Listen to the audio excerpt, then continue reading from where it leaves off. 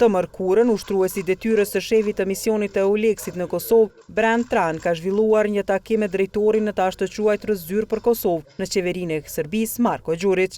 Përpse ushtruesi detyrës së shefit të EULEX-it duhet të zhvilloj takim me Gjurićin, kur ai përfaqëson një institucion që Kosovën e konsideron pjesë të Serbisë. Në EULEX i japi një shpjegim për këtë gjë, ndonse në mënyrë të përgjithësuar. Pas vazhdimit të mandatit të EULEX-it, ushtruesi detyrës së shefit të misionit të EULEX-it ka mbajtur një sër takimesh me bashkëbiseduesit kryesor të misionit në Prishtinë dhe Beograd për të shpjeguar mandatin e ri të EULEX-it, është përgjigjur për Tribuna Channel Besa Domi, zëdhënëse në EULEX.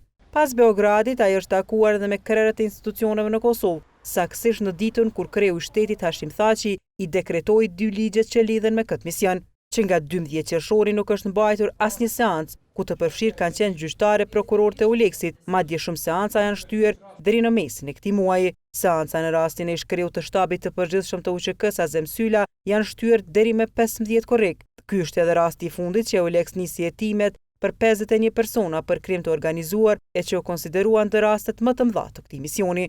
Shtyrje më nuk do të ketë, thonë EULEX. Pas publikimit të ligjit për ndryshimin dhe plotësimin e ligjeve lidhur me mandatin e misionit të BE-s për sundim të ligjit në Republikën e Kosovës dhe me kompletimin e bazës juridike për mandatin ekzekutiv të gjyqtarëve dhe prokurorëve të EULEX-it, këta të fundit janë plotësisht operacional, sqaron zëdhënësja Domi nëpërmjet postës elektronike. E pyetur për reduktimin e stafit pas ndryshimit të mandatit, përgjigjja nga EULEX ishte retorike dhe e njohur për publikun, se në pajtim me misionin nuk jepen informata për stafin.